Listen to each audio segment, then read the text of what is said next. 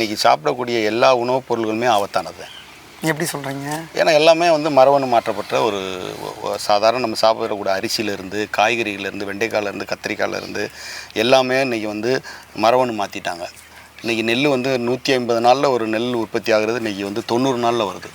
அப்போ இன்றைக்கி தேவைகள், இன்றைக்கி வந்து மக்கள் தொகை, நம்ம நாட்டில் மக்கள் தொகை அதிகமானதுனால இன்றைக்கி தேவை அதிகமாகிடுச்சு. டிமாண்ட் அதிகமானதுனால உற்பத்தி அதிகமாக தேவைப்படுறதுனால குயிக்காக வரக்கூடிய, வேகமாக வளரக்கூடிய ஒரு விவசாய யுக்தியை வந்து இன்றைக்கி மரபணு மாற்றி எல்லாமே தயார் பண்ணிக்கிட்டு இருக்காங்க. இன்றைக்கி காய்கறி, இன்றைக்கி பிடி கத்திரிக்காய்னு கேள்விப்பட்டிருப்பீங்க. கத்திரிக்காய் வந்து நாட்டு கத்திரிக்காயில் அதிகமாக பூச்சி இருக்கும்.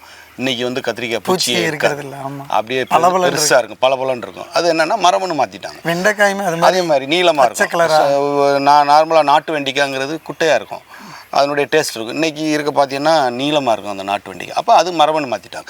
அதே மாதிரி தான் இந்த பிராய்லர் கோழி. பிராய்லர் கோழிக்கு அப்படிங்கிற ஒரு தனிப்பட்ட எந்த விதமான தீங்குங்கிறது கிடையாது. இது இன்ஜெக்ஷன் போடுறதா? இல்லை, இன்ஜெக்ஷனுங்கிறது நம்ம பிறந்த குழந்தைக்கு எப்படி நம்ம வந்து தடுப்பூசி போடுறோமோ அதே மாதிரி கொடுக்கக்கூடிய ஊசியை ஒழிய அது எந்த விதமான ஹார்மோன் ஊசி அந்த கோழியை வளர்க்குறதுக்காண்டான ஒரு ஊசியே கிடையாது. 100% வந்து கிடையாது.